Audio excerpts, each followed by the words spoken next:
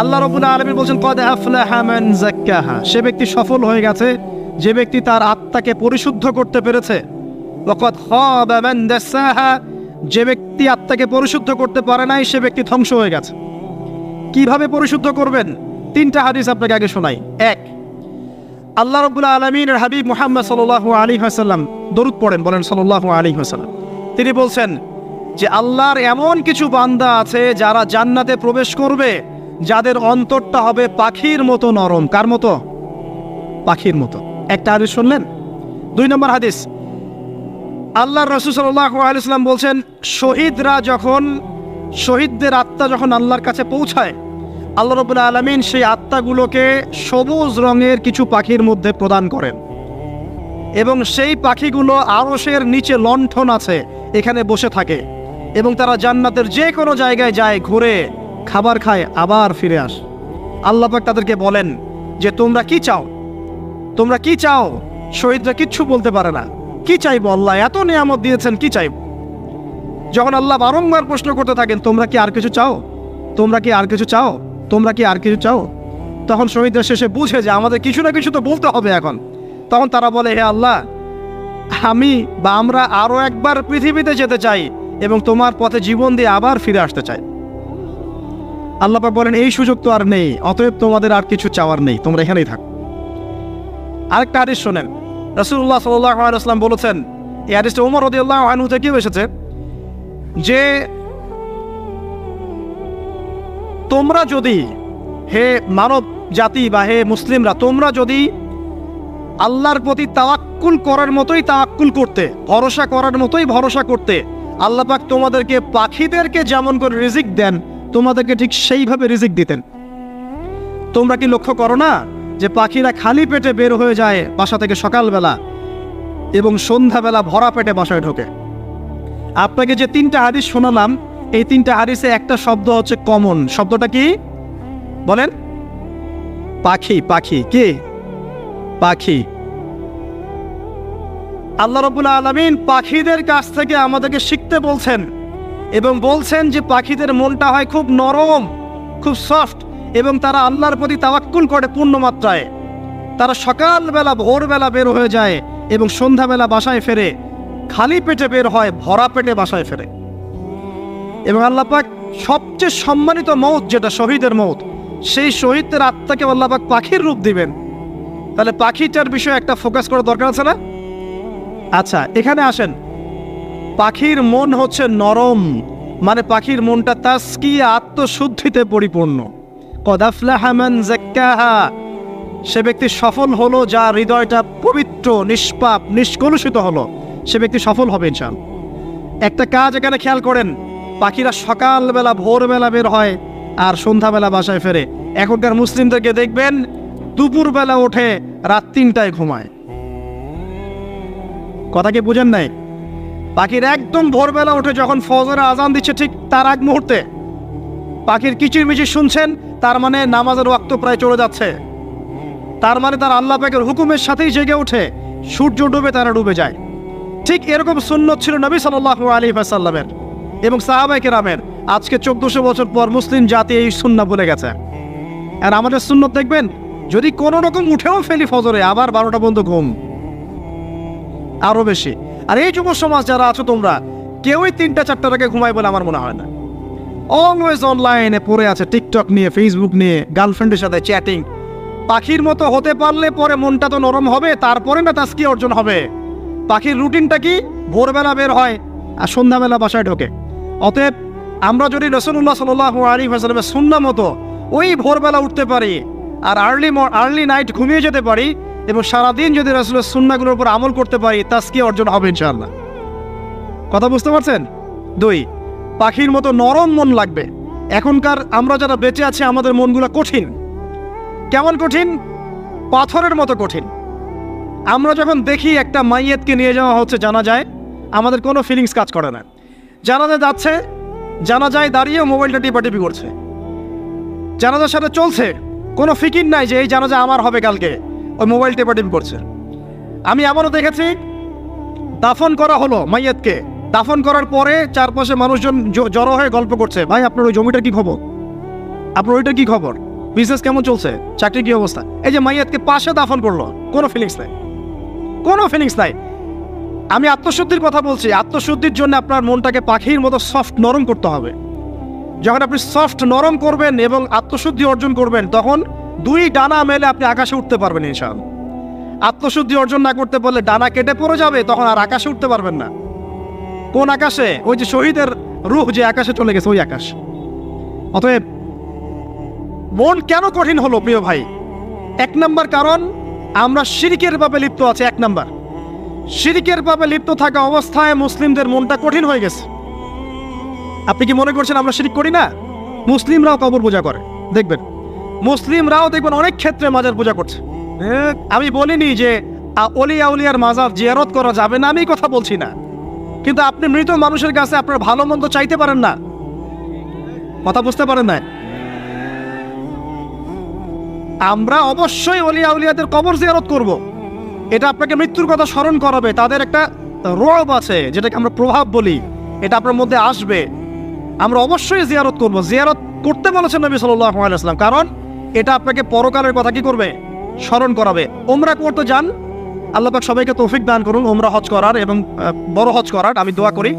ওখানে সবচেয়ে সেরা যে দৃশ্যগুলো দেখা যায়, তার মধ্যে একটা রাসূলুল্লাহ সাল্লাল্লাহু আলাইহি ওয়াসাল্লামের রওজা। ওখানে গেলে চোখের পানি ঝরে না এমন কোনো মুসলিম নাই, আছে? নাই। আরেকটা সবচেয়ে মন নরম করা একটা দৃশ্য হচ্ছে জান্নাতুল বাকি, যেটা আমরা বাকিউল গারকাত বলি, যেখানে আপনি দেখবেন সাহাবায়ে কেরাম রাদিয়াল্লাহু আনহুমের কবর, যতদূর চোখ যায় তাদের কবর। কবরের কোনো মাজার নাই, সেখানে কোনো তাওয়াফ হচ্ছে না কবরকে কেন্দ্র করে, সেখানে কবরে কেউ ফুল চড়াচ্ছে না, একটা ছোট্ট পাথর দেখা যায় খেলে, আর কিছু না। পৃথিবীর সবচেয়ে শ্রেষ্ঠ মানুষগুলো সেখানে শুয়ে আছেন। ওখানে গিয়ে দাঁড়াবেন, দেখবেন নিজেকে তুচ্ছ বলে মনে হবে আমি এই পৃথিবীতে আর কি করছি। সেরা মানুষগুলি মাটির নিচে, আমি এখানে কি করছি?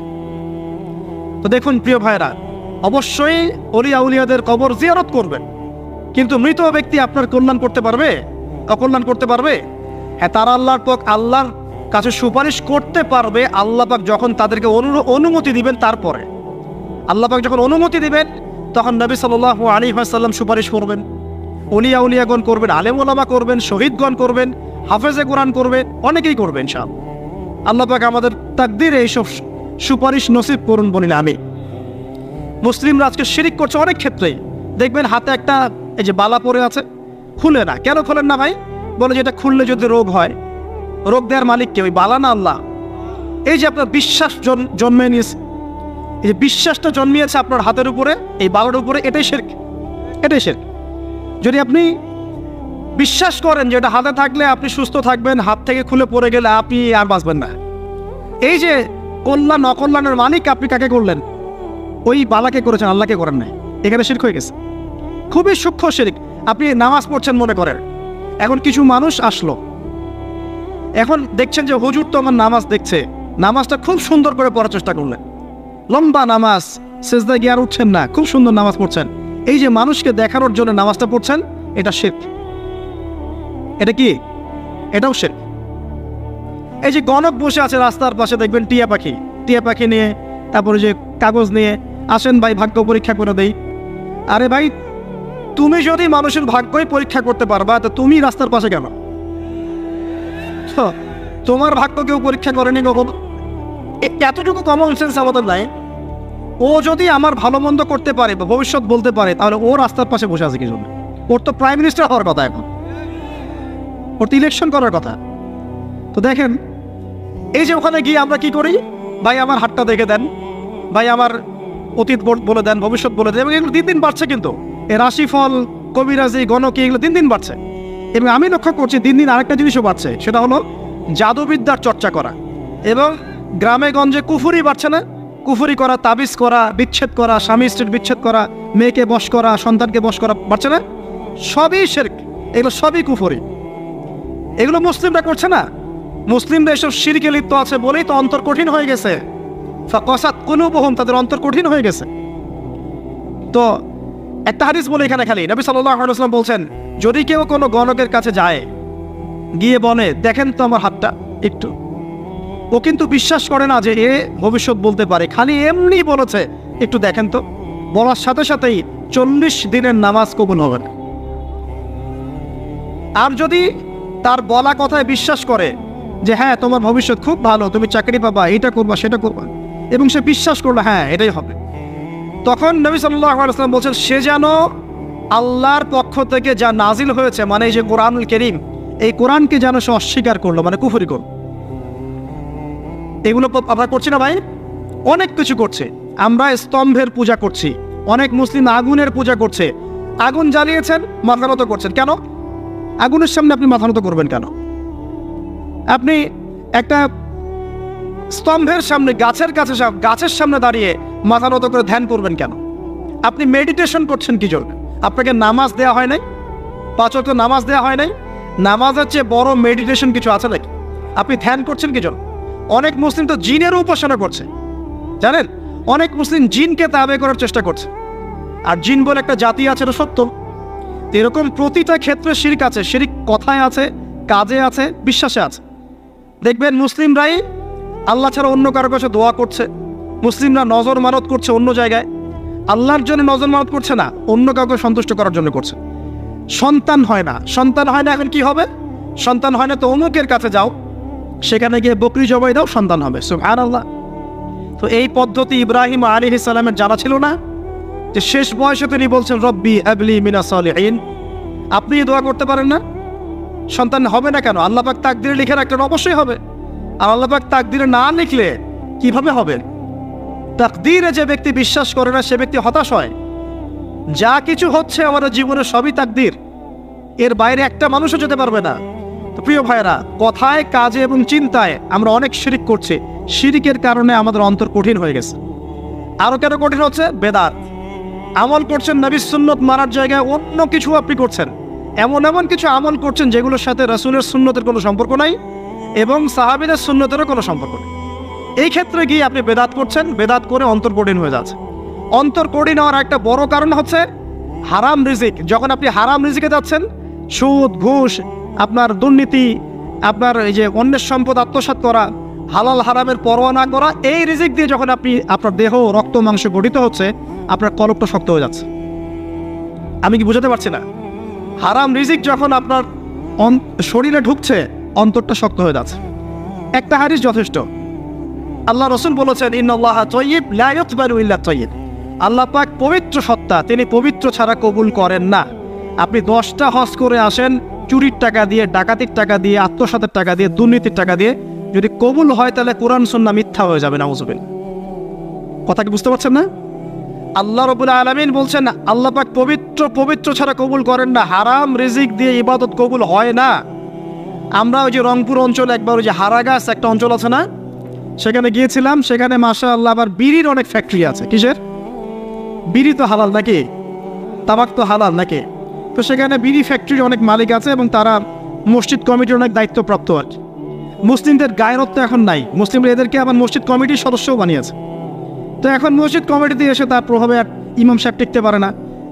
দুইজন বলে নামাজের পর হাত তুলে দোয়া করতে হবে, দুইজন বলে করা যাবে না। ঠিক আছে? এই নিয়ে এই ক্যাচাল হতে হতে দেখা গেল এক পর্যায়ে মারামারি পর্যন্ত হয়েছে। মসজিদ ভাগ হয়েছে, মারামারিও হয়েছে। তো সেখানে আমাকে দাওয়াত করেছিল যে ওয়াজ করার জন্য, দোয়া করার কথা বলছে। তাই আমি বললাম যে দোয়া করে লাভ কি? দোয়া করলেই বা কি, না করলেই বা কি? রিজিকটাই তো হারাম। আপনি তো তামাকের টাকা খাচ্ছেন, তামাক। আপনি মাদকের টাকা খাচ্ছেন, এটাকে হালাল না হারাম? তো হারাম টাকা দিয়ে হাত তুলে দোয়া করলেই কি, না করলেই কি? দোয়া তো উঠছে না উপরে। আগে হারাম রিজিক ছাড়েন, তারপর দোয়া কর। তো রিজিক হারাম হওয়ার কারণে আমাদের কি হচ্ছে? অন্তরটা কি হচ্ছে ভাই? কঠিন হচ্ছে। ওই পাখির মতো আর মুক্ত আকাশে উঠতে পারবেন না। তারপরে সামনে যান, আরো কেন কঠিন হয়? বস্তুবাদিতা, দুনিয়া। সারাদিন দুনিয়ার ফিকির, দুনিয়ার চিন্তা। খাবো কি, পরবো কি, ব্যাংক ব্যালেন্স, টাকা পয়সা, স্ট্যাটাস, সারাটা দিন দুনিয়ার দুনিয়া। ঘুম থেকে ওঠা থেকে নিয়ে শুরু করে ঘুমানো পর্যন্ত খালি দুনিয়া। যারা দুনিয়ার নেশায় মত্ত হয়ে আছে, এদের অন্তরটা কঠিন হয়ে যায়। এই অন্তরটা পাখির মতো হতে পারবে না। ঠিক আছে কথা? যারা দুনিয়ার নেশায় মত্ত হয়ে আছেন, এই অন্তরটা কঠিন হয়ে যাবে, পাখির মতো হতে পারবে না। তারপর কি? আরো সামনে যান। দিনই জ্ঞান চর্চা না করা অন্তর কঠিন হওয়ার কারণ। আর কি কারণ? পাপ করা। পাপ যত বেশি আপনি পাপ করবেন, যত বেশি পর্ন দেখবেন, যত বেশি মাদক খাবেন, যত বেশি জুয়া খেলবেন, যত বেশি অহেতুক সময় নষ্ট করবেন, যত বেশি আপনি অন্যের ক্ষতি করবেন, ঠিক আছে, নিরপরাধ মানুষের উপর নির্যাতন করবেন, যত বেশি আপনি পাপ করবেন, পাপ, এই পাপ করতে করতে করতে মানুষের অন্তর কঠিন হয়ে যায়। ইবনুল কাইয়্যিম রাহিমাহুল্লাহ বলেছেন যে পাপ করতে থাকলে মানুষের অন্তর কঠিন হয়ে যেতে থাকে, এবং ইস্তেগফার আর জিকির করলে গিয়ে মানুষের অন্তর আবার নরম হতে থাকে। পাপের উপর পাপ করতে থাকলে মানুষের অন্তর কঠিন হতে থাকে। এ বিষয়ে রাসূলুল্লাহ সাল্লাল্লাহু আলাইহি ওয়াসাল্লাম বলেছেন, যখন মানুষ একটা পাপ করে কলবের মধ্যে একটা কালো দাগ পড়ে যায়, যখন আরও একটা পাপ করে আরেকটা কালো দাগ পড়ে যায়, এভাবে যখন পাপ করতেই থাকে তখন পুরো কলবটাই কালিমাপূর্ণ হয়ে যায়। এই অবস্থায় যদি সে তওবা করে আল্লাহ পাক মাফ করে দিবেন। যদি এই অবস্থায় তার মৃত্যু হয়ে যায়, তার আত্মাটা থেকে দুর্গন্ধ বের হতে থাকে, যে আত্মাটা কবজ করতে পর্যন্ত মালাকুল মউত মানে ঘৃণা পোষণ করেন। কথা কি বুঝতে পারছেন? যখন অন্তর পাপ করতে করতে কলুষিত হয়ে যাবে, ওয়াকাদ খাবা মান দাসাহা, যখন পাপ করতে করতে অন্তর কলুষিত হয়ে যাবে, তখন আপনার এই মালাকুল মউত পর্যন্ত ওই আত্মাটাকে বের করার সময় ঘৃণা করবে, দুর্গন্ধযুক্ত। আল্লাহ পাক আমাদেরকে পাপ থেকে বাঁচিয়ে রাখুন, আমিন। এরকম কিছু কাজ আছে, বস্তুবাদিতা, শিরক, বেদাত, হারাম রিজিক, সারাদিন দুনিয়ার ফিকির নিয়ে থাকা, ঠিক আছে, অন্যের ক্ষতি করা, পাপ কন্টিনিউয়াসলি করতে থাকা, এবং দিন ছেড়ে দেওয়া, দিনের এলেম ছেড়ে দেওয়া, আল্লাহ পাকের আনুগত্য ছেড়ে দেওয়া, এই কাজগুলো করতে থাকলে মানুষের অন্তর কি হয়? কঠিন হয়ে যায়। এখন সলিউশন কি বলেন? 5 মিনিটে আমি সলিউশন বলছি, কেমন করে আপনি এটাকে নরম করবেন আর পরিশুদ্ধতা অর্জন করবেন এবং ওই পাখির মতো মুক্ত আকাশে উড়বেন। কিভাবে বলবো? 1 নাম্বার, অবশ্যই শিরক ত্যাগ করতে হবে। কি করতে হবে? শিরক ত্যাগ করতে হবে, আল্লাহ পাকের তাওহীদের উপর থাকতে হবে। আল্লাহ পাক তৌফিক দান করুন। লং কিছু বলার সময় নেই আমার হাতে, একটা বই বলছি, কিতাবুত তাওহীদ। কি নাম? কিতাবুত তাওহীদ। এই বইটা অনেক ভার্সন বাজারে বের হয়েছে, কিনে দেখবেন শিরক কত প্রকার কি কি, তাওহীদ কাকে বলে কত প্রকার কি কি। যেটা বুঝবেন না, মাদ্রাসায় চলে যাবেন, আলেম ওলামার কাছে গিয়ে জিজ্ঞাসা করবেন, হুজুর এটা বুঝি নাই। ঠিক আছে? 1 নাম্বার, শিরক ত্যাগ করতে হবে। 2 নাম্বার, আপনাকে তাওহীদে থাকতে হবে। দেখ, অন্তর নরম করার কথা বলছি। 2 নাম্বার, সুন্নতের উপর আমল করতে হবে। ওই যে পাখির কথা বললাম, যে সকালবেলা বের হয় আর সন্ধ্যাবেলা কি করে? বাসায় ফেরে। খালি পেটে বের হয়, ভরা পেটে বাসায় ফেরে। তার মানে আমাদেরকেও সকাল সন্ধ্যাটা কাটাতে হবে নবী সাল্লাল্লাহু আলাইহি ওয়াসাল্লামের সুন্নত অনুযায়ী। যখন তিনি ঘুমাতেন তখন ঘুমাবেন, যখন উঠতেন তখন উঠবেন, বাকি কাজ যেমন করে করতেন তেমন করে করবেন, তখন অন্তর ইনশাআল্লাহ নরম হয়ে যাবে। ঠিক আছে ভাই? 2। 3 নাম্বার, 5 ওয়াক্ত নামাজ জামাতে। নামাজ আপনাকে যে কোনো পাপ থেকে বাঁচাবে ইনশাআল্লাহ।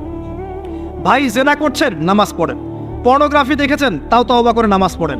আপনি হারাম অ্যাফেয়ার্সে আছেন, হতাশ হয়েন না, নামাজ পড়েন। গোনা ছাড়তে পারছেন না, নামাজ পড়েন। সুদ খাচ্ছেন, নামাজ পড়েন। আপনি পতিতালয়ে গিয়েছেন, নামাজ পড়েন। বেপর্দা চলছেন, তাও নামাজ পড়েন। আপনি অন্যের হক নষ্ট করেছেন, তাও নামাজ পড়েন। যে পাপই করেছেন, নামাজটা পড়েন। নামাজ আপনাকে সমস্ত পাপ থেকে বাঁচিয়ে রাখবে ইনশাআল্লাহ। আস্তে আস্তে ইনশাআল্লাহ দেখবেন সব পাপ থেকে আপনি দূরে চলে আসছেন ইনশাআল্লাহ তাআলা। 3 নাম্বার নামাজ। 4 নাম্বার, বেশি থেকে বেশি, ভাই শোনেন, বেশি থেকে বেশি পরকালের ফিকির করবেন। খালি পরকালের চিন্তা করবেন যে আমাকে মৃত্যুবরণ করতে হবে, কবরে যেতে হবে, পুলসিরাত পার হতে হবে, আল্লাহর সামনে দাঁড়াতে হবে। যত বেশি আপনি আল্লাহর ফিকির করবেন, পরকালের ফিকির করবেন, আপনার মনটা নরম হয়ে যাবে ইনশাআল্লাহ তাআলা, মনটা শক্ত হবে না। 5 নাম্বার, মানুষের সাথে খুব বেশি মেলামেশা করবেন না। মানুষের সাথে খুব বেশি মেলামেশা করলে ইবনুল কাইয়্যিম রাহিমাহুল্লাহ বলেছেন অন্তর কঠিন হয়ে যায়। কারণ মানুষ আপনাকে গীবত করাবে, হ্যাঁ, মানুষ খারাপ কাজে নিয়ে যাবে, বেফাস কথাবার্তা বলবেন, হয়তো বেফাস কাজ করবেন, ফজুল কি বাত করবেন। এগুলো করতে গিয়ে আপনি দেখবেন অন্তর কঠিন হয়ে গেছে। এত বেশি মানুষের সাথে মেলামেশার দরকার নাই, প্রয়োজন যতটুকু অতটুকু করবেন। ঠিক আছে? আল্লাহ পাক তৌফিক দান করুন, আমিন। কয়টা বললাম? 5। 6, আমার সবচেয়ে প্রিয় নসিহত, প্রত্যেক দিন মিনিমাম 1 ঘন্টা করে কোরআন তেলাওয়াত করবেন বুঝে। আমি বলিনি না বুঝে করলে কোনো নেকি হবে না, প্রত্যেক হরফে 10 নেকি হবেই হবে, কিন্তু আপনি করবেন বুঝে ইনশাআল্লাহ। যখন বুঝে আপনি প্রত্যেক দিন 1 পারা করে বা 1 ঘন্টা করে কোরআন তেলাওয়াত করবেন, আপনার কলিজা, আপনার কলব নরম হতে বাধ্য, এবং আপনার অন্তরে আল্লাহ নূর নেমে আসবে ইনশাআল্লাহ। দেখবেন আপনার কলব থেকে সমস্ত এই যে পঙ্কিলতা, কলুষতা ইনশাআল্লাহ চলে যাবে ইনশাআল্লাহ তাআলা। 2টো জিনিস অন্তরকে পবিত্র করে ফেলে, এক হচ্ছে কোরআন তেলাওয়াত, আর এক হচ্ছে বেশি থেকে বেশি আল্লাহর জিকির এবং ইস্তেগফার। তো কোরআন তেলাওয়াত বাড়িয়ে দেন। আল্লাহ পাক সবাইকে কোরআন তেলাওয়াত করার তৌফিক দান করুন, আমিন। যারা শেখেন নাই আজকে ওয়াদা করেন যে কোরআন আপনারা বিশুদ্ধ করে পড়া শিখবেন, ওয়াদা করেন। আগামী রমজান আসার আগেই 1 খতম দেওয়া চাই, পারবেন? এবং কোরআনের চর্চা বাড়িয়ে দিবেন, প্রত্যেক দিন কিছু করেন না করেন কোরআন তেলাওয়াত করতে হবে, ঠিক আছে? আল্লাহ পাক তৌফিক এনায়েত করুন, আমিন। আর বুঝে পড়ার চেষ্টা করবেন। একটা সহজ তাফসীর বলে দেই, মারিফুল কোরআন বাসায় আছে না? মারিফুল কোরআন তাফসীর ইবনে কাসির বাসায় নাই? জালালাইন বাসায় নাই? বাসায় নাই, কিনেন। সারাদিন তো অনেক টাকা পয়সা খরচ করছেন, 3টা তাফসীর কিনেন, জালালাইন কিনেন, মারিফুল কোরআন কিনেন, ইবনে কাসির কিনেন, বাসায় গিয়ে পড়া শুরু করেন। পারবেন না? যে আয়াতটা বুঝবেন না, ওলামায়ে কেরামের কাছে যাবেন, গিয়ে বলবেন হুজুর এটা বুঝি নাই, বুঝাই দেন। নিজে নিজে ব্যাখ্যা করতে যাবেন না। ব্যাখ্যা করলে দেখবেন একজন পণ্ডিত বেরোছে, কিছু পণ্ডিত কোরআন পড়ে বলে কোরআনই মানি, হাদিস মানি না। এরকম পণ্ডিত দেখেন নাই? কোরআনই মানি, হাদিস আর মানি না। কারণ আল্লাহ নাকি, নাউজুবিল্লাহ, কোরআনে নাকি আল্লাহ পাক হাদিস মানতে বলে নাই, ও নাকি পায় নাই। এই জন্য দেখলাম সুবহানাল্লাহ, নামাজ পড়তেছে, কোরআন থেকে নামাজ পড়তেছে, হাদিসের কোনো হেদায়েত নিবে না। মানে কিরকম, যে হাত আবার ঠিকই বাঁধতেছে, হাত বাঁধতেছে, রুকু করতেছে, সেজদা করতেছে, এগুলো আবার কোথায় পাইলো আল্লাহ ভালো জানেন। হাত এভাবে বাঁধতেছে, এভাবে হাতটা বাঁধা কোরআনে কোথায় আছে আমি পাইলাম না কোথাও, ঠিক আছে? তা হাদিস ছাড়া কি এগুলো আসবে? হাত বাঁধবো, সেজদায় গিয়ে সুবহান রাব্বিয়াল আ'লা বলছে না, বলছে আসলামতু লিরাব্বিল আলামিন। এটা কোরআন থেকে বলছে। অথচ নবী সাল্লাল্লাহু আলাইহি ওয়াসাল্লাম হাদিস থেকে বলছেন সুবহান রাব্বিয়াল আ'লা, সুবহান কুদ্দুসুন রব্বুল মালাইকাতি ওয়ার রূহ, সুবহানাকাল্লাহুম্মা রাব্বানা ওয়া বিহামদিকা আল্লাহুম্মা ইগফির। এগুলো নাই, ও বলছে আসলামতু লিরাব্বিল আলামিন। মানে কোরআন মানি, হাদিস মানি না। এত বেশি পণ্ডিত হওয়ার দরকার নাই। এরা হচ্ছে ইচরা পাকা টাইপের পণ্ডিত। ওমর রাদিয়াল্লাহু আনহুর যুগে বেঁচে থাকলে এদেরকে পিটাই সোজা করে ফেলাইতে হবে। ফাইজলামি শুরু করছে, কোরআন মানি, হাদিস মানি না। আল্লাহ পাক কোরআনে বলছেন ওয়া মা আতাকুমুর রাসূলু ফাখুযু, রাসূল যা দিয়েছেন তা গ্রহণ করো। ওয়া মা নাহাকুম আনহু ফান্তাহু, রাসূল যা নিষেধ করছেন দূরে থাকো। রাসূল যা দেন সেটা হাদিস না, রাসূল যা দেন সেটা সুন্নাহ না। সুন্নাহ তো সে মানেই না, আলটিমেটলি সে কোরআনই মানে না। তো আসল কথা হচ্ছে এইসব ফিতনা থেকে বেঁচে থাকবেন, কোরআন তেলাওয়াত বাড়িয়ে দেন। কয়টা বলছি? 5টা, 6টা। 7 নাম্বার, বেশি থেকে বেশি ইস্তেগফার সারাদিন পড়বেন। আস্তাগফিরুল্লাহ ওয়া আতুবু ইলাইহি, আস্তাগফিরুল্লাহ ওয়া আতুবু ইলাইহি, আস্তাগফিরুল্লাহ আল্লাযী লা ইলাহা ইল্লা হুয়াল হাইয়ুল কাইয়ুম ওয়া আতুবু ইলাইহি। প্রত্যেকদিন পড়তে হবে 100 বার করে। কতবার করে? 100 বার। 8 নাম্বার, বেশি বেশি আল্লাহর জিকির, চলতে ফিরতে জিকির। সুবহানাল্লাহ, আলহামদুলিল্লাহ, লা ইলাহা ইল্লাল্লাহ, আল্লাহু আকবার, লা হাওলা ওয়ালা কুওয়াতা ইল্লা বিল্লাহ। বলবেন হাসবুনাল্লাহু ওয়া নি'মাল ওয়াকিল, ঠিক আছে? সুবহানাকাল্লাহুম্মা রাব্বানা ওয়া বিহামদিকা আল্লাহুম্মা ইগফিরলি, সুবহানাল্লাহি ওয়া বিহামদিহি আদাদা খালকিহি ওয়া রিদা নাফসিহি ওয়া জিনাতা আরশিহি ওয়া বিদায়াতা কালিমাতিহি। যত জিকির আছে সব করবেন, জিকির বাড়াবেন। যত জিকির বাড়াবেন অন্তর পরিশুদ্ধ হবে ইনশাআল্লাহ আযজা ওয়া জাল। কয়টা বলছে? 8। আর 2টা বলি, 9। অন্যের হক নষ্ট করবেন না। অন্যের হক নষ্ট করলেই মন কঠিন হয়ে যাবে। অন্যের হক নষ্ট করবেন না, বরং মানবতার কল্যাণে কাজ করেন। যে কাজগুলো মানব সেবামূলক সেগুলো করেন।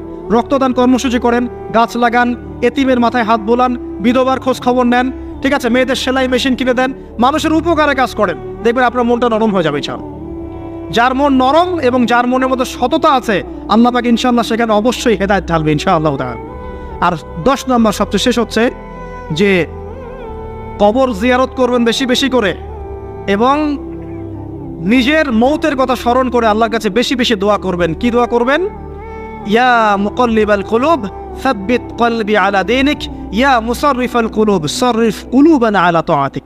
এই দোয়াগুলো করবেন ইনশাআল্লাহ। এবং কবর জিয়ারত করবেন সপ্তাহে সপ্তাহে, পারলে 2 দিন 3 দিন পর পর কবরস্থানে যাবেন। ইনশাআল্লাহ দেখবেন আপনার মন নরম হবে ইনশাআল্লাহ আযজা ওয়া জাল। এখনকার এই সভ্যতা এসে কবরস্থানকে সমাজ থেকে দূরে সরিয়ে দিয়েছে। অথচ আগে মুসলিমদের কবরস্থান ছিল মসজিদের পাশে, 5 ওয়াক্ত নামাজ পড়তো, কবর জিয়ারত করে বাসায় যেত। 5 ওয়াক্ত নামাজ পড়তে আসতো, কবরকে দেখতো, পরকালের কথা স্মরণ হতো। এখন কবরস্থান ওই যে দূরে, সারা জীবনে একবার যায় কিনা সন্দেহ আছে। এই 10টা কাজ যদি আপনারা করতে পারেন ইনশাআল্লাহ তাআলা, আমাদের কলবটা ইনশাআল্লাহ নরম হবে, আত্মশুদ্ধি অর্জিত হবে। আর এগুলোর পাশাপাশি অবশ্যই আল্লাহওয়ালা, আত্মশুদ্ধিওয়ালা মানুষের সহমতে গিয়ে থাকবেন। আল্লাহওয়ালা, আত্মশুদ্ধিওয়ালা মানুষের সহমতে গিয়ে থাকবেন, তাদেরকে দেখেই দেখবেন মনটা নরম হয়ে যাবে ইনশাআল্লাহ। ইলমি পরিবেশে থাকেন, দিনী পরিবেশে থাকেন, আমর বিল মারুফ নাহি আনিল মুনকারে কাজ করেন। 3 দিন 7 দিন 40 দিন যতদিন পারেন আল্লাহর পথে সময় লাগান, সময় লাগান। আমি এটাকে আপনার আত্মশুদ্ধির জন্য বলছি, এটাই একমাত্র পথ পদ্ধতি আত্মশুদ্ধির, এটা বলছি না। এখানে গেলে আপনি ইনশাআল্লাহ আপনার ইসলাহ এবং সংশোধনের জন্য কাজ করতে পারবেন। আল্লাহ রাব্বুল আলামিন আমাদের সবার কলবগুলোকে পরিচ্ছন্ন করুন। আল্লাহ পাক আমাদের সবাইকে শিরকের পাপ থেকে বাঁচিয়ে রাখুন, হৃদয় কঠিন হওয়া থেকে বাঁচিয়ে রাখুন। আল্লাহ পাক আমাদেরকে বেশি থেকে বেশি কোরআন তেলাওয়াত করার তৌফিক দান করুন, দ্বীনি জ্ঞান চর্চা করার তৌফিক দান করুন। আল্লাহ পাক আমাদের সবাইকে হারাম রিজিক, জেনা, সুদ, ঘুষ থেকে বাঁচিয়ে রাখুন। আল্লাহ পাক আমাদেরকে পরকালীন চেতনায় এই দুনিয়ার জীবন কাটানোর তৌফিক এনায়েত করুন। আমিন। হাদিসটা কঠিন। রাসূলুল্লাহ সাল্লাল্লাহু আলাইহি ওয়াসাল্লাম বলেছেন, যখন নবীর নাম উচ্চারিত হবে তখন বলবেন কি? সাল্লাল্লাহু আলাইহি ওয়াসাল্লাম। নবী সাল্লাল্লাহু আলাইহি ওয়াসাল্লাম বলেছেন, মান তারাকা সালাতান মুতাআম্মিদান ফাকাদ কাফারা। মান মানে যে কেউ, তারাকা মানে ছেড়ে দিল, ত্যাগ করলো, সালাতান মানে নামাজ, মুতাআম্মিদান মানে ইচ্ছাকৃতভাবে, ফাকাদ কাফারা সে ব্যক্তি কুফরি করলো। এই হাদিসটাকে আগে শুনেছেন? আলেম ওলামারা জানেন, কিন্তু আপনারা কি জানেন? মান তারাকা সালাতান মুতাআম্মিদান ফাকাদ কাফার, যে ব্যক্তি ইচ্ছাকৃতভাবে বিনা ওজরে, কোনো ওজর নাই, ইচ্ছাকৃতভাবে নামাজ ছেড়ে দিল, ত্যাগ করলো, সে ব্যক্তি কুফরি করলো। এখন আপনি বলেন, কুফরি যে ব্যক্তি করে সে কি হয়? যদি আমরা ধরেও নেই সে মন থেকে নামাজ অস্বীকার করে না, অলসতা বশত পড়ে নাই, তারপরেও তো কাজটা ফাঁসে, কি তাই নয় কি? আচ্ছা, তো আজকের প্রথম নসিহত হচ্ছে 5 ওয়াক্ত নামাজ মৃত্যুর আগ পর্যন্ত কেউ ছাড়বেন না। আমার সাথে ওয়াদা করেন যে ইনশাআল্লাহ আগামী যতদিন বেঁচে থাকব 5 ওয়াক্ত নামাজ জামাতে পড়ার চেষ্টা করব, যদি জামাত না পাই একা পড়ার চেষ্টা করব। আল্লাহ পাক তৌফিক দান করুন। আমিন। আজকে যদি এই কথাটাই শুধু বাসায় নিয়ে যেতে পারেন, 5 ওয়াক্ত নামাজ আর জীবনে ছাড়বো না, আমাদের আজকের মাহফিল সফল। আর আজকে যদি অনেক কথাবার্তা হয় ওয়ার্ল্ড অ্যাফেয়ার্স নিয়ে, ইকোনমিক্স নিয়ে, শেষ জামানা নিয়ে, ঠিক আছে, আমাদের সমকালীন ফিতনাগুলো নিয়ে, কিন্তু দিন শেষে বাড়িতে যদি কিছু না নিয়ে যেতে পারেন তাহলে আলোচনায় এসে কোনো লাভ নাই। এই ছবি তোলাতুলি, ভিডিও করা, হ্যাঁ, স্লোগান দেয়া, আইওয়াস শোডাউন করার মধ্যে কোনো ফায়দা নাই। ফায়দা কিসে? কদ আফলাহা মান যাক্কাহা। আল্লাহ পাক সূরা শামসের মধ্যে বলছেন, কদ আফলাহা, সে ব্যক্তি সফল হয়ে গেল। সে ব্যক্তি সফল হয়ে গেল মানে সে জান্নাতে চলে যাবে ইনশাআল্লাহ। কে? মান যাক্কাহা, যে ব্যক্তি তার নফসটাকে, তার এই যে কলব, এটাকে পরিশুদ্ধ করতে পেরেছে, সে ব্যক্তি সফল হয়ে গেল। ওয়াকাদ খাবা মান দাসাহা, যে ব্যক্তি তার নফসটাকে পরিশুদ্ধ করতে পারলো না, সে ব্যক্তি ধ্বংস হয়ে গেল। নফস কিভাবে পরিশুদ্ধ হবে এটা আমাদের আজকের আলোচনার টপিক। তার আগে আমরা বলি, 5 ওয়াক্ত নামাজ ছাড়া নফস কখনো পরিশুদ্ধ হবে না। তো আজকে আমরা অনেক যদি আলোচনা করি, বাসায় কিছু নিয়ে যেতে না পারি, তাহলে আলোচনার কোনো লাভ নাই, কোনো ফায়দা নাই। মানুষকে দেখানো, তাকবীর দেয়া, এই যে আমাকে প্রোটোকল দিয়ে নিয়ে আসলেন, ঠিক আছে, ভালোবাসা ভালোবাসার জায়গায়, কিন্তু দিন শেষে যদি আমরা আল্লাহর সামনে আত্মসমর্পণ করতে ব্যর্থ হই তাহলে এই মাহফিলগুলোর বরকত নষ্ট হয়ে যাবে। আমরা কি চাই যে মাহফিলের বরকত নষ্ট হয়ে যায়? আসরের জামাত আমরা আদায় করেছি, এই জামাত আমাদেরকে শৃঙ্খলা শিখিয়েছে, শেখায় নাই? একজন ইমাম লিড দিলেন নামাজে, আপনারা তাকে ফলো করলেন, তাই নয় কি? এটাই তো হচ্ছে মুসলিম উম্মার বৈশিষ্ট্য। মুসলিম উম্মা হবে শৃঙ্খলাবদ্ধ জাতি, যাদের প্রতিটা কাজ হবে সুশৃঙ্খল। আর আমাদের কাজগুলো কি এখন সুশৃঙ্খল? আমরা কিন্তু উশৃঙ্খল জীবনযাপন করি। দেখবেন ওই যে একটা হাদিস আছে শেষ জামানায়, যে নারী পুরুষের পোশাক পরবে, পুরুষ নারীর পোশাক পরবে। এই যে উশৃঙ্খলতা দেখেন না এখন শেষ জামানায়। আপনি দেখবেন এমন এক শ্রেণীর মেয়ে বের হয়েছে বাজারে, রাস্তাঘাটে, সমাজে, যারা কাপড় পরবে কিন্তু কাপড় পরেও নগ্ন থাকবে। এ কোনো হাদিস আমি বানিয়ে বলছি না, সবগুলো হাদিস সহিহ। এখন দলিল দিতে গেলে অনেক সময় চলে যাবে। তো উশৃঙ্খলতার যুগ, কাপড় পরে থাকাটা তাকওয়ার পোশাক, শালীনতা। আর এখনকার যুগটা চলছে কাপড় খোলার যুগ। কথা ঠিক না ঠিক বলেন? এখন মানুষ কাপড় খুলতে পারলে বেশি কমফোর্ট ফিল করে। আর আপনারা জানেন না, এই মহাবিশ্বে আমাদের পিতা এবং মাতা আদম এবং হাওয়া আলাইহিস সালাম, তাদেরকে সর্বপ্রথম কে নগ্ন করে দিয়েছিল জানেন? ফালাম্মা যাকা শাজারা, যখন আমাদের পিতা মাতা ওই গাছের কাছে চলে গেলেন। কোন গাছ? যেটা আল্লাহ পাক বলেছিলেন ফালা তাকরাবা হাযিহি শাজারা, ওই গাছের কাছে যখন তারা চলে গেলেন, তার ফল খেয়ে ফেললেন, বাদাত লাহুমা সাওআতিহিমা, তাদের এই যে পোশাকটা, এই পোশাকটা খুলে পড়ে গিয়েছিল এবং লজ্জাস্থান উন্মুক্ত হয়ে গিয়েছে। তো সর্বপ্রথম আমাদের পিতামাতাকে নগ্ন করে দিয়েছিল কে? ইবলিস। এখন যারা মুসলিমদের গা থেকে কাপড় খুলে ফেলতে চাচ্ছে, এরা তাহলে কার অনুসারী? দলিল কি পেয়েছেন? বানিয়ে বলি নাই, সূরা আরাফ পড়েন, পেয়ে যাবেন ইনশাআল্লাহ। কোন সূরা? সূরা আরাফ। প্রথম নসিহত প্রিয় ভাইরা, এই যুগটা হচ্ছে উশৃঙ্খলতার যুগ। এই যুগে মানুষ আল্লাহ পাকের হালালকে খুব কমই পরোয়া করে। আল্লাহর হালালকে মানুষ হারাম করে নিচ্ছে, আর আল্লাহর হারামকে মানুষ হালাল করে নিচ্ছে। আল্লাহ পাকের বিশাল একটা হারাম হচ্ছে সুদ বা রিবা, আর এখন আমাদের উপর রিবা হয়ে গেছে ওয়াজিব। নাউজুবিল্লাহ। একটা দেশ নাই যেটা সুদমুক্ত, একটা জেলা পাবেন না সুদমুক্ত, একটা গ্রাম, থানা, ইউনিয়ন পাবেন না সুদমুক্ত। নবীজি এই যুগের কথাই হয়তোবা বলেছেন, যে যুগে মানুষ সুদ থেকে বেঁচে থাকতে চাইলেও সুদের ছিটা ফোঁটা গিয়ে তার গায়ে লাগবে। মনে করেন আপনি একটা কনস্ট্রাকশন করেছেন, একটা সুদী প্রতিষ্ঠান থেকে লোন নিয়েছেন, এখন আপনি ওই কনস্ট্রাকশনটা ভাড়া দিয়েছেন। সেখানে মনে করেন আমি ভাড়া নিয়েছি, আমি আপনাকে মাসে মাসে ভাড়া প্রদান করছি, আপনি সেই ভাড়ার টাকাগুলো কালেক্ট করছেন, করে সেই প্রতিষ্ঠানের লোন শোধ করছেন। প্রত্যক্ষভাবে না হলেও আমি কিন্তু পরোক্ষভাবে সুদে হেল্প করছি। আমি বুঝাতে পারছি না মনে হয়। এর বাইরে 1% মানুষ এখন পৃথিবীতে নাই যে ব্যক্তি রিবা থেকে বাইরে, ইচ্ছাকৃত হোক অনিচ্ছাকৃত হোক। আর এই প্রসঙ্গ আসলে আমি 2-4টা কথা না বলে থাকতে পারি না। সেটা হলো, নবী সাল্লাল্লাহু আলাইহি ওয়াসাল্লাম বলেছেন, রিবার 73টা শাখা আছে পাপের, তার মধ্যে সবচেয়ে নিচু শাখা হচ্ছে নিজের মাকে বিয়ে করা। সহিহ বুখারীর একটা বর্ণনা এসেছে, যে ব্যক্তি 1 দিরহাম সুদ খায়, দিরহাম কি? রৌপ্য মুদ্রা। কোথায় আছে? জাদুঘরে। কোথায় আছে? মার্কেটে আছে। রৌপ্য মুদ্রা দেখেছেন জীবনেও? স্বর্ণ মুদ্রা দেখেছেন? কোরআনে আছে, হাদিসে আছে, মার্কেটে নাই। কেন মার্কেটে নাই? কারণ পশ্চিমারা স্বর্ণ এবং রৌপ্য মুদ্রাকে হারাম করে দিয়েছে। পশ্চিমারা স্বর্ণ এবং রৌপ্য মুদ্রার ডিলিংসটাকে মার্কেট থেকে উঠিয়ে দিয়েছে। এই জন্য আপনি মার্কেটে গোল্ড কয়েন এবং সিলভার দিরহাম পাবেন না। কিন্তু আল্লাহর রাসূল সাল্লাল্লাহু আলাইহি ওয়াসাল্লামের যুগে এটা ছিল। এখন অনেক মানুষ দেখবেন বেদাত নিয়ে কথা বলে একদম ফেনা বের করে ফেলছে। অর্থনৈতিক সেকশনের বেদাত চোখে পড়ে নাই। এখন বলতে পারে এটা তো দুনিয়াবি বিষয়। বাস্তবিক অর্থে এটা দুনিয়াবি বিষয় নয়। কারণ এই পেপার মানির মধ্য দিয়ে, ইলেকট্রনিক মানির মধ্য দিয়ে আপনার সম্পদকে সিজ করে চুষে খাওয়া হচ্ছে, আপনি বুঝতে পারছেন না। এখন প্রতারণা করা কি জায়েজ না জায়েজ? শোয়েব আলাইহিস সালামের নাম শুনেছেন?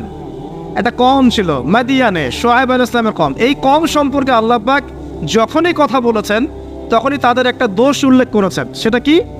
সেটা হচ্ছে যে তোমরা অন্যায়ভাবে মানুষের সম্পদ আত্মসাৎ করো না। তোমরা অন্যায়ভাবে মানুষের সম্পদ আত্মসাৎ করো না। এই কাজটা করতো শোয়েব আলাইহিস সালামের কম, এবং তারা মাপে কম দিত, জনগণের অর্থ সম্পদ লুটে পুটে খেত। আল্লাহ রাব্বুল আলামিন তাদেরকে ভূমিকম্প দিয়ে ধ্বংস করে দিয়েছে। এখন এই পুরো মনিটারি সিস্টেম যেটা চলছে, এর মধ্য দিয়ে গরিব যে দেশগুলো আছে, স্বল্প উন্নত দেশ বা মধ্যম পর্যায়ের দেশ বা আরও নিম্ন পর্যায়ের অর্থনৈতিক সেকশনে, তাদের রক্তগুলো চুষে চুষে খেয়ে একটা সভ্যতা আজকে বিশাল বিশাল অট্টালিকা নির্মাণ করেছে। এই যে অন্যের রক্ত চুষে নিজে বড়লোক হওয়া, এটা কি হালাল না হারাম? এ কারণেই এই মনিটারি সিস্টেমের মধ্যে হারাম আছে। এই যুগটা সেই যুগ যেখানে মানুষ আল্লাহর হারামকে হালাল করে নিয়েছে আর হালালকে হারাম করে নিচ্ছে। রিবা একটা টাটকা হারাম, আমরা এটাকে হালাল করে ফেলেছি। এখন এই হাদিসগুলো শুনলে আমাদের গায়ের মধ্যে দাগও কাটে না, অন্তরটা কেঁপে ওঠে না, আমাদের কলবে কোনো নড়া দেয় না। নবী সাল্লাল্লাহু আলাইহি ওয়াসাল্লাম বলছেন, 1 দিরহাম যে ব্যক্তি সুদ খেয়েছে সে যেন 36 বার জেনা করেছে। কতবার? আমি হাদিসটা বানিয়ে বললাম কি বললাম না, আপনারা আলেমদেরকে জিজ্ঞাসা করবেন, বাসায় গিয়ে অবশ্যই জিজ্ঞাসা করবেন। যদি দেখেন হাদিস ঠিক আছে, সহি, তাহলে আল্লাহর ওয়াস্তে এখন যেমন তওবা করলেন আমি 5 ওয়াক্ত নামাজ ছাড়বো না, ঠিক আমার সাথে আবার তওবা করেন যে সারা জীবন সুদ খাবো না ইনশাআল্লাহ। নবী সাল্লাল্লাহু আলাইহি ওয়াসাল্লাম 4 শ্রেণীর মানুষকে অভিশাপ করেছেন। এক শ্রেণী যে সুদ খায়, 2 নাম্বার যে দেয়, 3 নাম্বার যে সাক্ষী থাকে, 4 নাম্বার যে লিখে রাখে। এখন আপনি বলেন এই পুরো মনিটারি সিস্টেমের মধ্যে এই 4 শ্রেণীর মানুষ আছে না? কোনো না কোনোভাবে আমরা এর সাথে সম্পৃক্ত নই কি?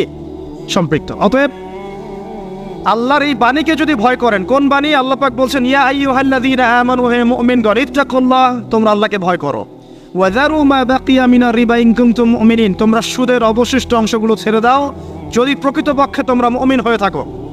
ওয়া ইন লাম তাফআলু, তোমরা যদি সুদ না ছাড়ো, আল্লাহর হুঁশিয়ারি শোনেন, যদি তোমরা সুদ না ছাড়ো, ফাযানু বিহারবিন মিনাল্লাহি ওয়া রাসূলিহি, তাহলে আল্লাহ এবং তার রাসূলের সাথে যুদ্ধের ঘোষণা শুনে রাখো। আল্লাহ এবং তার রাসূলের বিপক্ষে যুদ্ধ করে কেউ জান্নাতে যাবে? কেউ কবরের আযাব থেকে বাঁচতে পারবে? কেউ হাউজে কাউসারের পানি পাবে? আল্লাহ এবং তার রাসূলের সাথে যুদ্ধ করে কেউ টিকতে পারবে? আপনার কি তাই মনে হয়? যদি মনে হয় তাহলে দিব্যি সুদ খান, কোনো সমস্যা নেই। আর যদি মনে হয় যে আল্লাহ এবং তার রাসূলের সাথে যুদ্ধ করে আমি পার পাবো না, আল্লাহ এবং তার রাসূলের বিরুদ্ধাচরণ করে আমার কবর টিকবে না, কারণ আমি একটা কথা বারবার বলি আপনাদেরকে যে আল্লাহ ছাড়া আমাদের আপন বলতে কেউ আছে? একা এসেছেন পৃথিবীতে, একাই যেতে হবে। আপনার খ্যাতি, আপনার অর্থনৈতিক খ্যাতি, অর্থের প্রতিপত্তি, আপনার ক্ষমতার দাপট, আপনার ধর্মীয় দাপট, কোনো কিছুই, ফ্যান ফলোয়ার্স, কেউ আপনার সাথে কবরে যাবে না। মনে করেন আমি আসছি, আপনারা সবাই স্লোগান দিচ্ছেন, কথার কথা আপনারা আমাকে ভালোবাসেন, বা একজন পলিটিশিয়ান আসছে, আপনারা সবাই স্লোগান দিচ্ছেন, ভালোবাসেন তাকে। দিন শেষে ওই পলিটিশিয়ান একাই কবরে যাবে, দিন শেষে আপনিও একাই কবরে যাবেন, আমিও একাই কবরে যাব। আলটিমেটলি কি হলো? দুনিয়া এবং আখেরাতে আল্লাহ ছাড়া প্রকৃত বন্ধু আমাদের কেউ নাই, প্রকৃত মওলা কেউ নাই। সেই আল্লাহ এবং তার রাসূলের বিরুদ্ধাচরণ করে কেউ তার সাথে যুদ্ধ করে কবরে পার পাবে, এমনটা ভাবা বোকামি নয় কি? আল্লাহ পাক আমাদেরকে বোঝার তৌফিক দান করুন। এটা সেই যুগ যে যুগে মানুষ আল্লাহর হারামগুলোকে হালাল করে নিচ্ছে। মাদক দ্রব্য হালাল না হারাম? এখন দেখবেন মেজরিটি সংখ্যক মানুষ মাদক দ্রব্যের সাথে সংশ্লিষ্ট হয়ে গেছে। স্পেশালি বর্ডার এলাকা যেগুলো আছে বাংলাদেশের, সেই বর্ডার এলাকাগুলোতে দিব্যি রমরম ব্যবসা চলছে, মাদকের দিব্যি ব্যবসা চলছে। এবং যারা মাদক খাচ্ছে এরা মুসলিম, তারা হয়তো এই হাদিস জানে না। আল্লাহ পাক ওদের কানের মধ্যে আমার এই হাদিস যেন পৌঁছে দেন, আমিন। নবী সাল্লাল্লাহু আলাইহি ওয়াসাল্লাম বলেছেন, আমি মেরাজের রাতে যখন গিয়েছি তখন এক শ্রেণীর মানুষকে দেখেছি, ওদেরকে শাস্তি দেওয়া হচ্ছে। কি শাস্তি? জাহান্নামীদের রক্ত এবং পুঁজ ওদেরকে খেতে দেওয়া হচ্ছে। জিবরাইল আলাইহিস সালামকে জিজ্ঞাসা করা হলো যে এরা কারা? তিনি বললেন, এরা আপনার উম্মতের সেই সব ব্যক্তি যারা মাদক দ্রব্য সেবন করত। আল্লাহ রাব্বুল আলামিন তার হাবিবের মাধ্যমে জানিয়েছেন, যখন কোনো মুসলিম মাদক সেবন করে বা কোনো ব্যক্তি মাদক সেবন করে, তখন 40 দিন তার নামাজ কবুল হয় না। এরপর যদি সে তওবা করে তাহলে আল্লাহ পাক তার তওবা কবুল করবেন ইনশাআল্লাহ। যদি সে আবারও মাদক খায় তওবা করার পর, আবার 40 দিন তার নামাজ কবুল হবে না। যদি সে আবার তওবা করে, আল্লাহ পাক আবার তাকে মাফ করে দিবেন। যদি সে আবারও মাদক খায়, আবার 40 দিন তার নামাজ কবুল হবে না। তারপর যদি আবার তওবা করে, আবার আল্লাহ তাকে মাফ করে দিবেন। এরপরেও যদি সে আবার মাদক দ্রব্য সেবন করে, নবী সাল্লাল্লাহু আলাইহি ওয়াসাল্লাম বলছেন, তাকে আল্লাহ রাব্বুল আলামিন পরকালে মৃত্যুর পরে তিনাতুল খাবাল পান করাবেন। তিনাতুল খাবাল। জিজ্ঞাসা করা হল, ইয়া রাসূলুল্লাহ, তিনাতুল খাবাল কি জিনিস? নবী সাল্লাল্লাহু আলাইহি ওয়াসাল্লাম উত্তর দিচ্ছেন, এটা হচ্ছে জাহান্নামীদের রক্ত, মাংস, এগুলো পুড়ে পচে যে রসটা বের হবে, এটা হচ্ছে তিনাতুল খাবাল। এই যে দুনিয়াতে যারা ওয়াইন খাচ্ছে, শ্যাম্পেইন, ওয়াইন, বিয়ার, তারপরে যে কি ভোদকা, হ্যাঁ, গাঁজা, হেরোইন, ফেন্সিডিল, ইয়াবা, একটা বিষয় শোনেন, কি কারণে আপনি সেখানে যাচ্ছেন? হতাশা, অথবা সঙ্গদোষ, অথবা পারিবারিক চাপ, অথবা যে গার্লফ্রেন্ড ছেড়ে চলে গেছে, এই তো বিষয়গুলো। কি কারণে মানুষ মাদকের কাছে যায়? কেন যায়? কারণটা কি? আমরা যখন ফিলোসফি পড়তাম তখন একটা তত্ত্ব পড়ানো হয়েছে আমাদেরকে। তত্ত্বটার নাম হচ্ছে কার্যকারণ তত্ত্ব। মানে প্রত্যেকটা কাজের পিছনে একটা কারণ থাকে, ঠিক আছে? এই যে মুসলিমরা নামাজ পড়ে কেন? আল্লাহর জন্য। মুসলিমরা যাকাত দিবে কেন? আল্লাহকে সন্তুষ্ট করার জন্য। মুসলিমরা প্রতিটা কাজ কেন করে? পরকালের স্বার্থে। পরকালের স্বার্থ নাই, আমি নাই। যে কাজে পরকালের স্বার্থ নাই সে কাজে মুসলিমরা নাই। তাই প্রতিটা কাজের পিছনে একটা কারণ থাকে। দেখবেন কেন সে সুদ খাচ্ছে? তার পরিবারের স্বার্থে। কেন সে ঘুষ নিল? তার ছেলে মেয়ের উন্নয়নের জন্যে। কেন সে দুর্নীতি করছে? বিকজ সম্পত্তি অর্জন করে সে তার ভবিষ্যৎ প্রজন্মকে সিকিউর করতে চায়। কেন সে মাদক খেলো? ওই যে গার্লফ্রেন্ড ছেড়ে চলে গেছে তাই। কেন মাদক খেলো? ওই যে এক বন্ধু মাদক খায়, সে ডাকছে আয় একটা টান দে, সঙ্গদোষ। কেন সে মাদক খেলো? পরিবারের চাপ, হতাশা। কেন মাদক খাচ্ছে? চাকরি পায় না, বেকার, মাদক খাচ্ছে। মানে মেন্টাল চাপগুলো নিতে পারছে না, সে মাদক খাচ্ছে। সবচেয়ে বেশি মানসিক চাপ কাদের উপর আসে জানেন? 1 নম্বর নবীগণের উপরে, 2 নম্বর আল্লাহর সৎ বান্দাদের উপরে, তারপর যার ইমান যত উঁচু তার উপর মানসিক চাপ তত বেশি আসে। এখন যদি মানসিক চাপের সলিউশন মাদকই হবে, তাহলে তো আমাদেরই মাদক খাওয়া দরকার ছিল, নাউজুবিল্লাহ। আর আমরা যে পরিমাণ মানসিক চাপ ফেস করি তা চিন্তাই করতে পারবেন না। যে যত বড় দায়িত্বশীল, যারা পলিটিশিয়ান, ওদেরকে জিজ্ঞাসা করবে তারা কি পরিমাণ মানসিক চাপ নিয়ে ঘোরে। আপনার কাছে মনে হচ্ছে যে একটা ক্ষমতা পেয়েছেন, খুব মানে উনি অনেক বড় ক্ষমতাধর, উনি অনেক ভালো আছেন, উনি মোটেই ভালো নাই। ওনাকে জিজ্ঞাসা করেন, উনি মোটেই ভালো নাই। এই মানুষের যে পেরেশানি, যে চাপ, এগুলো নিতে নিতে তার স্ট্রোক হয়ে যাচ্ছে, হার্ট স্ট্রোক হচ্ছে, ডায়াবেটিস হচ্ছে, হাই ব্লাড প্রেশার, ইসিজি করো, দেখবেন। এই কারণে মানসিক চাপটা রিলিজ করতে হবে, তাই তো? এই মানসিক চাপ রিলিজ করতে গেলে মাদকই সলিউশন নয়। সলিউশনটা কি? এই যে আমার হাতে এখানে আছে একটা কোরআন। মানসিক চাপ থেকে আপনাকে মুক্তি দিবে আল কোরআনুল কারীম, আর কিচ্ছু না। আরেকটা বিষয় কোরআনের সাথে, সেটা হলো প্রথমে বলেছি 5 ওয়াক্ত নামাজ। আপনি ওযু করে সুন্দর করে 5 ওয়াক্ত নামাজ জামাতে পড়বেন, ডেইলি 1 ঘন্টা করে কোরআন তেলাওয়াত করবেন, সময় পেলে একটু হাদিস পড়বেন, 2-4 টাকা দান সদকা করবেন, ভালো কাজের সাথে থাকবেন, অন্যায় কাজে যাবেন না, ইসলামকে এগিয়ে নেওয়ার জন্য আমর বিল মারুফ নাহি আনিল মুনকারের কাজ করবেন। আপনার চেয়ে সুখী কোনো মানুষ পৃথিবীতে নাই। ওই সুখ যদি ওই যে বুশরা জানতে পারতো না, তাহলে আপনার কলিজার মধ্যে পারমাণবিক বোম মেরে দিত। কথা বুঝতে পারেন নাই? পশ্চিমারা যদি জানতে পারতো যে মুসলিমরা কত শান্তিতে থাকে এসব কাজ করার পরে, তাহলে আমাদের অন্তরের মধ্যে পারমাণবিক বোম মেরে ধ্বংস করে ফেলত। ওরা তো আমাদের সুখ দেখতে পারে না, পারে? প্রকৃতপক্ষে এরা বিশ্বের কোনো ধার্মিক মানুষের সুখই দেখতে পারে না। এরা শুধু মুসলিমদের শত্রু নয়, বরং ধর্মের শত্রু। যারাই ধর্মকে বুকে আগলে রেখে পালন করতে যায়, হোক সে সনাতন ধর্ম বা আমাদের হিন্দু ভাইরা বা খ্রিস্টানিজম বা বুদ্ধিজম, হ্যাঁ, বা মুসলিম আমরা যারা আছি, যারা ধর্মতাত্ত্বিক চিন্তা করে এবং প্রত্যেকেই যদি যার যার ধর্ম ঠিকঠাক মতো পালন করে, সমাজে কিন্তু ফিতনা থাকার কথা নয়। কারণ প্রত্যেকটা ধর্মের মধ্যেই ভালো কাজের কথাই কিন্তু বলা হচ্ছে। তো যারা ধার্মিক, এদের বিরুদ্ধে তারা লেগে পড়ে এবং তারা চায় সারা বিশ্বের মধ্যে ফাসাদ সৃষ্টি করতে। কাদের খাসলত সারা বিশ্বে ফাসাদ সৃষ্টি করা? বলতে পারবেন? আপনাকে আমি দেখাচ্ছি, সূরা কাহফ খুলে দেখেন। যুলকারনাইন একজন বাদশাহ, তিনি মাশরিক মাগরিব সব জয় করেছেন, মানে পূর্ব পশ্চিম পুরোটাই তার রাজত্ব। এত দাপট ছিল সেই বাদশার যে যেদিক দিয়ে যাবে সেনাবাহিনী নিয়ে সেদিকটাই জয় করে ফেলবে। সুবহানাল্লাহ।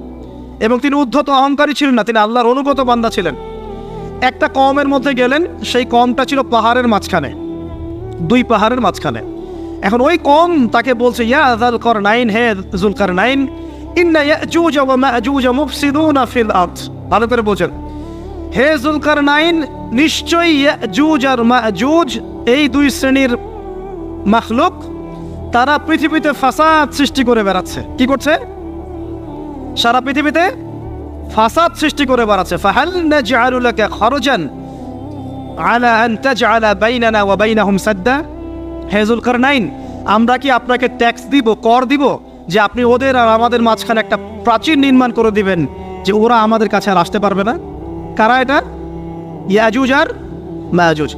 এই ইয়াজুজ আর মাজুজকে যুলকারনাইন আলাইহিস সালাম তিনি প্রাচীর নির্মাণ করে দিলেন লোহা এবং এই যে তামা দিয়ে।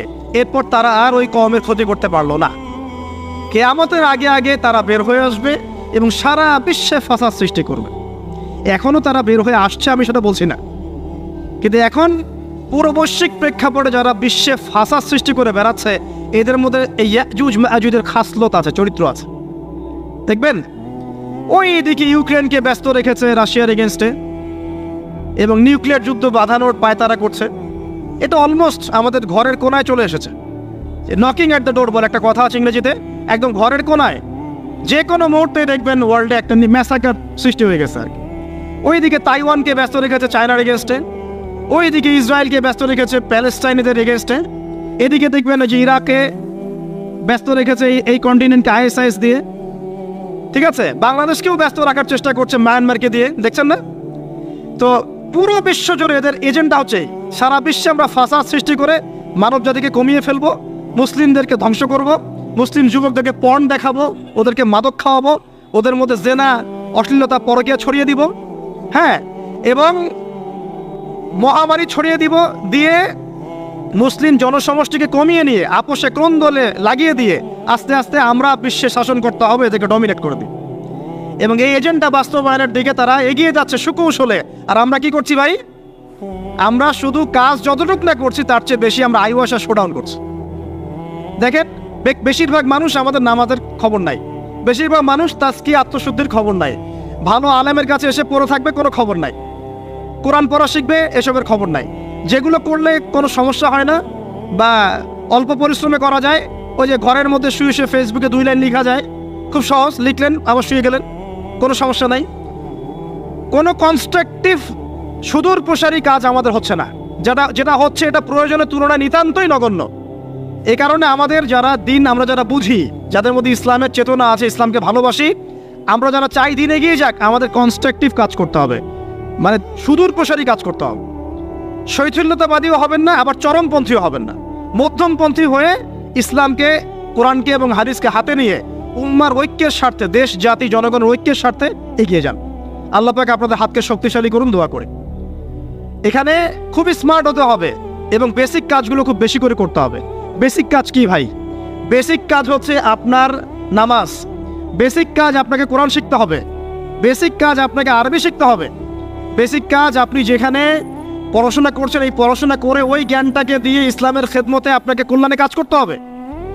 বেসিক কাজ যেখানে আপনাকে আল্লাহ পাক দায়িত্ব দিবেন সেখান থেকেই আপনাকে দিনের খেদমত করতে হবে। ডক্টর হন, দিনের খেদমত করেন, ইঞ্জিনিয়ার হন, দিনের খেদমত করেন, পলিটিশিয়ান হন, কোনো আপত্তি নাই, আমরা আপনাকে ভোট দিব ইনশাল্লাহ, আমরা আপনাকেই ভোট দিব ইনশাল্লাহ। আপনি ওখানে গিয়ে দিনের খেদমত করেন, আল্লাহ পাক তৌফিক দান করুন। কথা কি বুঝতে পারছেন? ইসলাম ক্ষমতা জোর করে আদায় করে নেওয়ার জন্য আসে নাই। আবু যার রাদিয়াল্লাহু আনহু কি বলছেন জানেন? আবু যার রাদিয়াল্লাহু আনহুকে নবী সাল্লাল্লাহু আলাইহি ওয়াসাল্লাম বলছেন, আবু যার তুমি দায়িত্ব চেয়ে নিও না, কারণ যদি তুমি দায়িত্ব চেয়ে নাও তখন আল্লাহর পক্ষ থেকে তোমাকে সাহায্য করা হবে না, আর যদি মানুষ তোমাকে দায়িত্ব দেয় আল্লাহ তোমাকে সাহায্য করবে। কত চমৎকার সিস্টেম ইসলামের। আর এখন আমরা কি করি? আমাকে দেন, ও ভালো না আমি ভালো, ওরা সব খারাপ আমি ভালো। বুঝতে পারছেন না কিয়ামতের মাঠে কি কঠিন হিসাবটা দিতে হবে। আল্লাহ পাক আপনাদেরকে বোঝার তৌফিক দান করুন। এগুলো কল্যাণকর নয়, আপনার জন্য অকল্যাণ হতে পারে। তবে হ্যাঁ, যদি আপনার মধ্যে ঈমান থাকে, আপনার মধ্যে যোগ্যতা থাকে, অবশ্যই আপনি দায়িত্ব চেয়ে নেবেন এবং ইনশাআল্লাহ তখন আমরা আপনাকে দায়িত্ব দিব, আমরা আপনাকে ভোট দিব, আপনি জনগণের শাসন কার্য পরিচালনা করবেন, আল্লাহ আপনার হাতকে শক্তিশালী করবেন ইনশাআল্লাহ। আল্লাহ পাক আমাদের নিচু থেকে উঁচু মহলের সবাইকে হেদায়েত দান করুন, দোয়া করি আমি। ইসলাম কারো শত্রু নয়। মুসলিমের রক্ত ঝরানোর জন্যে, কল্লা কাটার জন্য আমরা কিন্তু পৃথিবীতে আসি নাই। আমরা আমাদের আসল শত্রুদেরকে চিনতে ভুল করেছি, এই কারণে আমরা আপোষে হানাহানি কাটাকাটির মধ্যে লিপ্ত আছি। এই যে সামনে যে কি হবে আল্লাহ ভালো জানেন, দেখবেন কত মানুষ যে মুসলিম মারামারি করে মারা যাবে আল্লাহ ভালো জানেন। এগুলো কাম্য নয়, আল্লাহ পাক আমাদেরকে বোঝার তৌফিক দান করুন। দেখুন ভাই, এই যুগের কথা বলতে গিয়ে এখানে আসলাম। ওই যে যুলকারনাইন যে ইয়াজুজ মাজুজের কথা বললো, এখনকার বিশ্ব যারা পরিচালনা করে দেখবেন তাদের মধ্যে ওই ফাসাদ সৃষ্টি করার এই খাসলতটা থেকেই গেছে। সারা বিশ্বে এরা ফাসাদ সৃষ্টি করছে। আমি কিন্তু বলিনি এরা ইয়াজুজ মাজুজ, কথাকে আবার অন্যদিকে নিয়ে যায় না, আমি কিন্তু এই কথা বলি নাই। আমি বলছি তাদের মধ্যে এই চরিত্র দেখা যায়। এই যুগ সেই যুগ যখন আপনি মাদককে হালাল করে নিচ্ছেন, রিবাকে হালাল করে নিচ্ছেন, বেহায়াপনাকে হালাল করে নিচ্ছেন, কাপড় খোলাকে হালাল করে নিচ্ছেন। আপনি মুসলিম হয়েও দেখবেন শিরকে লিপ্ত আছেন, সুন্নতে লেবাস আছে কিন্তু আকীদার মধ্যে বেদাত থেকে গেছে। আপনি মুসলিম হয়ে হালাল হারাম রিজিকের পরোয়া করছেন না, দিনের বেসিক জিনিসগুলো শিখছেন না। আল্লাহ পাক এই যুগের ফিতনাগুলো থেকে আমাদের মুসলিমদেরকে হেফাজত করুন, আমিন। কিভাবে সাফল্য অর্জন করবেন আমি একটা পয়েন্ট আজকে উল্লেখ করে এই পয়েন্ট থেকে আলোচনা গুটিয়ে নিব ইনশাআল্লাহ। আমি জাস্ট একটা পয়েন্ট বলছি আপনাকে।